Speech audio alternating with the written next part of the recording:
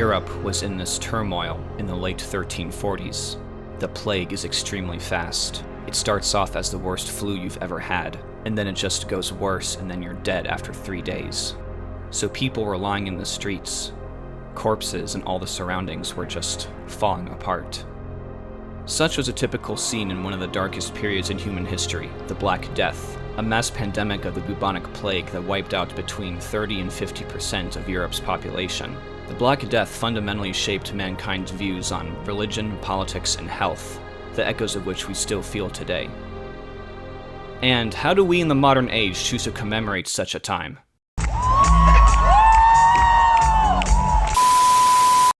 On this channel, I've reviewed books, movies, and even video games from a narrative perspective, but not yet an album. And why wouldn't I? Music's just as valid a form of storytelling as any other. Usually. There's a song that my papa used to sing, actually. Ghost is a band that has completely captured my attention the last year or so. My musical tastes up until that point were pretty limited, and I was slow to open up and branch out. But Ghost seemed to unlock something with me.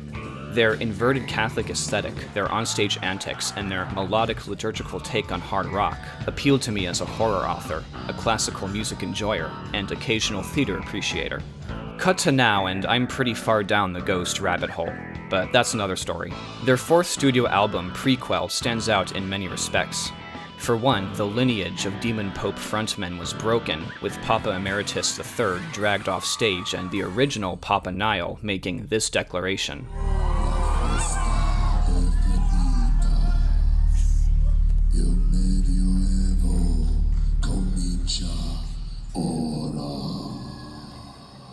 Secondly, the overall sound changed. Some of Ghost's most subdued material lives on Prequelle. It has a more traditional radio rock feel to it, a vibe that would extend to their subsequent album, Impera, leading fans to cite Prequelle as a turning point for Ghost's sound. Whether this'll stick, though, is contingent on their future music. Thirdly, and most importantly to this video, Prequelle is Ghost's most narratively inclined album to date. Impera also had a narrative to it about the rise and fall of empires, but the story it tells is more sweeping and broad, as the rise and fall of empires works in cycles. By contrast, Prequelle's narrative is intimate and contained, a single story about a single period in world history. And fourthly, from a more meta perspective, the production of Prequelle was influenced by legal drama surrounding Ghost frontman Tobias Forge and the former musicians who portrayed the nameless ghouls. In a nutshell, in 2017, the ghouls sued Toenail Fungus over alleged royalty disputes, the process of which publicly outed his identity. Granted, it wasn't exactly a guarded secret, but something was definitely lost that day. Trumpeter Frog won the case, but listening to Prequelle, it's easy to hear the bitterness come out. So how does all this tie together? Well, let's take a listen. Wait. If I'm gonna listen to Prequelle, then I think I need a wardrobe change. Excuse me. Perfect. Let's go. The other reason I'm wearing this is because I just farted and I don't want to breathe any of it in. The opening track, Ashes, is a dark take on the infamous nursery rhyme, Ring a Ring of Roses, rumored to be a reference to the evocative buboes, or boils, plague victims would develop, and the cremated bodies whose ashes choked the lands and rivers. Pretty straightforward foreshadowing of the terror to come. What's interesting is that the riff heard on vibraphone and synthesizer is a heavier version of the instrumental piece Spoxonat, first heard in Ghost's previous album, Meliora. Taco Falafel would state that the Prequelle song Rats was written during Meliora's production, and that the riff was plucked from Rats and turned into the interlude between Cerise and He Is. But speaking of which,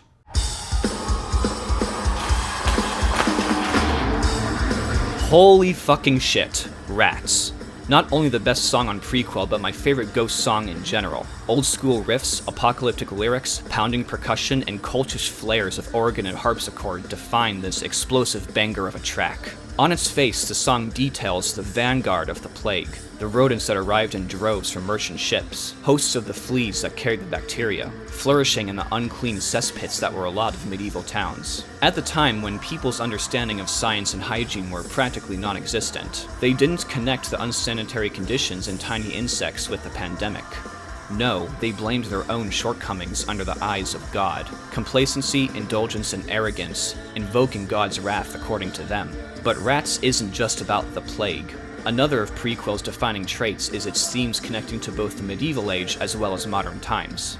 Says Toblerone Fudge, "For many, many years in modern life, we prided ourselves on greater morals and being smarter than we were in the Middle Ages. But I think that online mannerisms are very close to open square stonings many hundreds of years ago when people were fucking barbarians." Rats is also about metaphorical diseases, the bad ideas that germinate and spread like wildfire, and the vectors that enable it, ranging from social media to demagogues and politics. Just as clergymen and doomsayers preaching sanctimony and retribution ironically helped spread the plague, so do online mobs, pundits, and the virality of the internet inevitably encourage violence and mob mentality. We let them in, and now all of us and our future generations will pay the price. A rock ballad that spans centuries, a kick-ass concert opener, and one of Ghost's greatest hits. You cannot go wrong with Rats.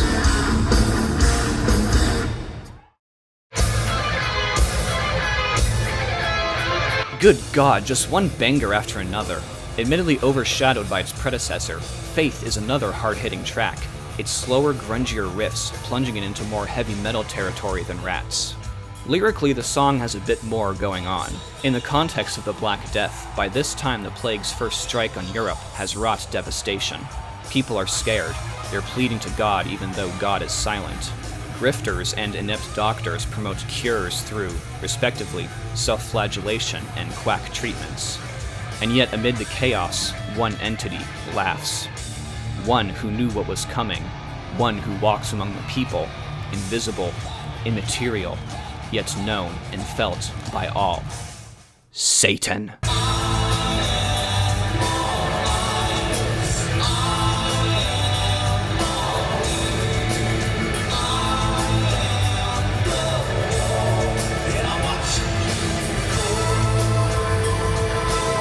Here we get all the proof we need that the narrator so far has been the devil. He watches and laughs as we bring this plague upon ourselves, how our attempts at righteousness and faith backfire in horrendous fashion. The scourge in the guise of sanctity being the aforementioned grifters and doctors claiming to know better, when in reality they're nothing but regressive Luddites shunning the diabolical, or rather, the bitter truth behind the plague. But let's turn our attention to the lawsuit. Woven throughout these pathogenic lyrics are layered snipes at the former ghouls. While the verses detailing a fecal trail across the land and a pack of fools taking the stand do evoke plague imagery, they could also be a reference to the shit-stinking traitors who accused timid Funiculus and sent a bill for their troubles. A legal bill, that is. But we all knew who came out on top. When all was said and done, he sees and hears everything, and he's watching them fall. And in the end, faith is his. Finally, a classical outro on choir and organ teases this journey's final destination. Those first two songs were awesome. What headbanger's coming up next? Wait, what the fuck? Almost abruptly, we get a drastic tonal shift with See the Light, with an almost pop-rock sound and piano, soft percussion, and bright chords leading the way. It's up there with the most mellow of Ghost songs. Or down there, depending on how you look at it. Its lyrics are no less illuminating, though. The narrator for this song remains the devil, or Lucifer, the bringer of light. It details how he has been among mankind for all this time, his presence felt and invoked in many transgressions throughout history. But even Satan recognizes that this is different. By this time, the Black Death's domination over Europe is all but assured. Hope is lost. Despair becomes the new god. Not even Satan can laugh. He knows exactly what happened. He knows why mankind has fallen so far, yet the humans are too ignorant and stubborn to explore beyond the narrow limits of their simple minds. Therefore, See the Light is his final mockery, his admonishment of man. For despite all the demons he's known, all the dark roads he has roamed, none could compare to the hell wrought upon mankind, by mankind itself. In what could be seen as a merciful gesture, he invites humans to open their eyes and see things his way, to indulge in the enlightenment he offers, a devilish spin on Holy Communion. Eat him, drink him, Only then will they see the truth. In regards to the lawsuit, Tremolo Fringehead calling out the former ghouls is more blatant than before. He flat out admits he's befriended rats and known demons, but the worst of them he's ever known were the ones who broke the seal and threatened his livelihood. And yet, despite the former ghouls' efforts and their own musical endeavors, Ghost remains a rock powerhouse. The lawsuit arguably strengthened Tumultuous Fart's own clout, fulfilling the prophecy of him growing stronger off their hate, and he invites them to eat him. I'd call that petty if it weren't so clever. I'm going to break the mold here and talk about these next two songs in reverse order.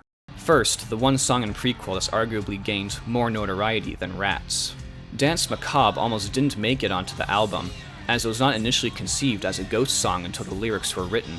And sure enough, it is the most musically distinct track on Prequelle, with its funky synthesizers, tambourine lines, and stomping dance rhythms. It oozes 80s cheese, something that could have been produced by Queen before Ghost.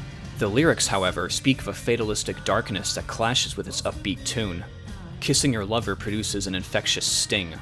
Midnight on the clock of your life is about to chime, and the only thing you want in this cruel, disease-ridden world is to be with your lover one last time.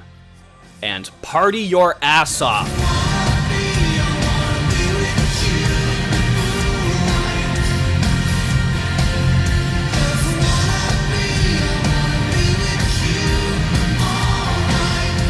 Says Tortellini Fettuccine, all the brothels and pubs were thriving because people started partying literally like there was no tomorrow because they were gonna die. They were just going for it.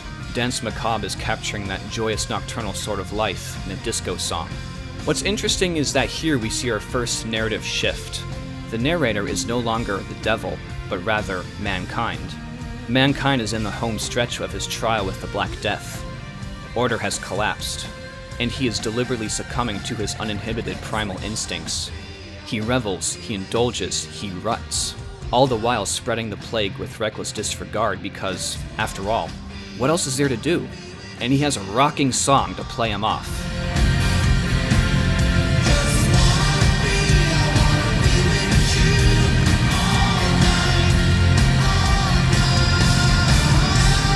But here's the secret. Danse Macabre is only a song about the last party on Earth. The instrumental piece, Miasma, is the last party on Earth. The track barrels its way through more 80s cheese, synthesizers and guitars blaring, blasting with joyous abandon. A crowd jam-packed in a dance hall moshes and lashes until, one by one, they fall to the plague, the saxophone solo at the end finally dipping off into a descending level, signaling the last of the revelers succumbing to their malaises. It's almost akin to the historical dancing plagues, episodes of mass hysteria that gripped entire populations, compelling them to dance until they literally dropped dead. Seriously, this track is underrated. Do not overlook the instrumentals. And thus concludes part 1. The way I see it, thematically, Prequelle can be divided into two distinct parts. Part 1, From Ashes to Danse Macabre, I'd call The Sowing. This is the bubonic plague spreading its seed, the sins that perpetuated it, and the mass culling that resulted from it. The two narrators here are Satan and man. Now begins part 2. The party is over. Europe has fallen. Bodies litter the streets. The charred husks of buildings and towns stand as fossils of what once was. The only signs of life are the few survivors who comb the ruins, wondering only one thing. What now? There's an eerie emptiness. God is long gone. Not even Satan's evil presence is felt. But someone else is there. Someone who's been there the whole time, quietly doing his business, because even amid the calm, business is booming. You can even see him on the album art. Zoom in. Enhance. My name's Greg, the Grim Reaper. Don't laugh. Part 2 of Prequelle is narrated by the Grim Reaper, Death itself, who's been collecting souls to ferry them off to the afterlife. Part 1 was called The Sowing. Part 2 I'd call The Harvest. Prequelle continues the tonal shift hinted by See the Light with Pro Memoria, which starts off with a string orchestration before moving on to more soft piano, percussions, and guitars. It's perhaps the most explicit song on the album, as the narrator, Death, literally tells the audience to not forget about dying. Don't you forget about your friend Death. Don't you forget that you will die. Here, Lucifer's almost portrayed as an antagonist, silently whispering into the listener's mind, convincing them that they can still, somehow, remain invincible. But Death has no allegiance except to his own duties. God, Satan, man, they're all nothing to him. As long as he can ensure the passage of souls, he cares not for the earthly, the holy, nor the unholy. No matter what you say, no matter what savage slurs you vomit up, no matter what you do to prove that you're invincible, even going so far as to navigate alone on tempestuous seas, Death will come for you. The lyric that seemingly recalls St. Peter's betrayal of Christ comes off as an admonishment of mankind's apparent willingness to sell out to avoid death. But in another instance of Timbuktu France's pettiness, most agree this lyric is yet another shot fired at the former ghouls. Was St. Peter in the band Ghost? Oh, because St. Peter's full name was Simon Peter, and Simon Soderbergh was the man who headlined the lawsuit. Wow. I'd call that petty if it weren't so clever. Yeah, that. While Pro Memoria is not a bad song on its own, some consider it cheesy and too direct. Yet those same critics might allege that the next song does what Pro Memoria set out to do, but better. Much like See the Light, Witch Image utilizes synthesizers, bright guitars, and a more upbeat tone to convey its rather grim message. If Pro Memoria was about the inevitability of death, Witch Image is about the inevitability of hell. Media from both past and present has portrayed hell as overstuffed with souls, and much more populous compared to heaven. Here, the narrator, again Death, informs the listener that what they'd endured amid the plague is nothing compared to what comes after death.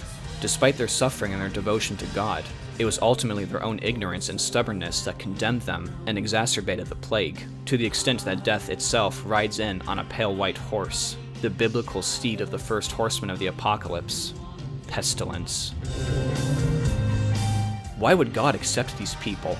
They cannot undo what they've done, and just like rebellious Lucifer, they cannot unsell what they've sold. The song very explicitly uses the phrase earthly delight, which is almost certainly a reference to the Bosch painting, The Garden of Earthly Delights, a triptych that details in sequence mankind's origins, their propagation across Earth, and their fate to be condemned to hell. And if you're still not convinced, the album cover art features a ghostified mock-up of said painting. Death is often idealized as a peaceful sleep, but ultimately your flesh rots away, mirroring the plight your soul will suffer in the underworld. Witch Image is another underrated gem on the album, and a fitting segue into its home stretch. Helveta Fer is the second instrumental on Prequelle, and while it's not as exciting as Miasma, it arguably has more to say. An eclectic medieval blend of piano, woodwinds, synths, electric, and acoustic guitars. It seems to be divided into 3 parts. Timestamps here for your reference. Part 1 is a melancholy, strolling sound. The survivors walk through the ruins of civilization. Man is in awe, maybe unable to accept what has happened. To further hammer in the despair, parts of the melody mirror the chorus in Pro Memoria.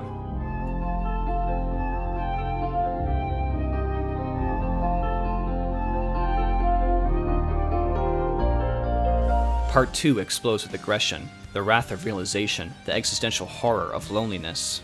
Man's final sprint to save himself, to perhaps run fast enough to shatter the illusion and wake up from this nightmare. Until Part 3. Airy wind effects and dolent guitars lull man into a state of passive acceptance. The world has truly fallen. Everyone he knows and loves is dead. And yet, cruelly, he remains alive in spite of it all. The word Helveta Fer translates from Swedish into Hell's Windows, which could symbolize post-plague visions of hell on Earth.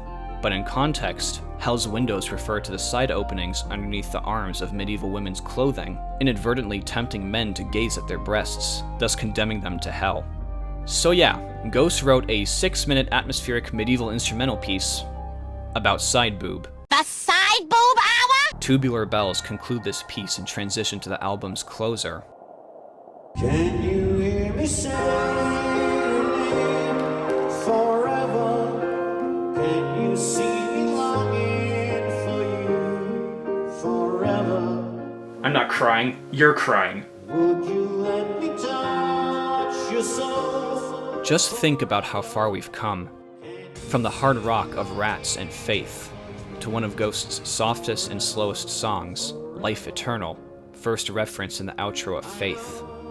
Minus the pipe organ and you've got what could pass off as a top 40 song, yet thanks to the mournful vocals, lyrics, and sorrowful chords, it might just be Ghost's emotional zenith. Life Eternal is man's final lamentation. Perhaps his lover is long dead, or on the brink of it.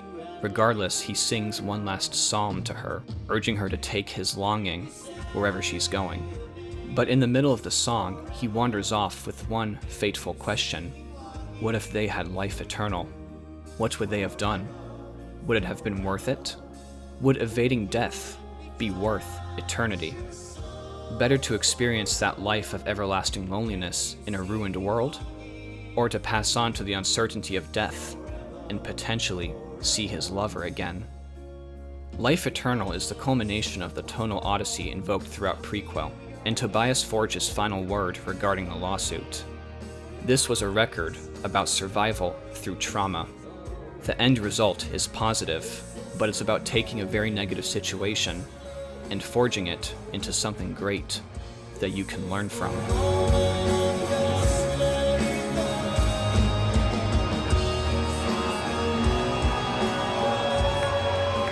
If you had life eternal. Hey there! If you made it this far, thanks for watching. This video was a lot of work, but it was also a lot of fun to make, a real labor of love. If you're a Ghost fan and you just found this channel, stick around if you want. I create a large variety of horror-related content, including book reviews, movie reviews, video essays, all that fun stuff. And hey, if this video does well enough, and if the demand is also high enough, I'll make a similar one about Impera. If you're not a Ghost fan, I still hope you found this video just as entertaining and informative as I did. I also want to thank all the YouTubers who uploaded their concert footage for the world to see and for me to steal, I mean use. And I also want to thank Sumizaki for providing this painting, See the Light, especially for this video. He's done great work for me in the past, and his commissions are open, so check out the link in the description below. And if you want to support me further, I am a published author. This is my novel, Hell's Gulf. It's a absurdist horror comedy set in a haunted, rural North Florida beach town. And I know what you're thinking, Florida. That's scary enough. You can also check out that link in the description below. Take care. See you all next time.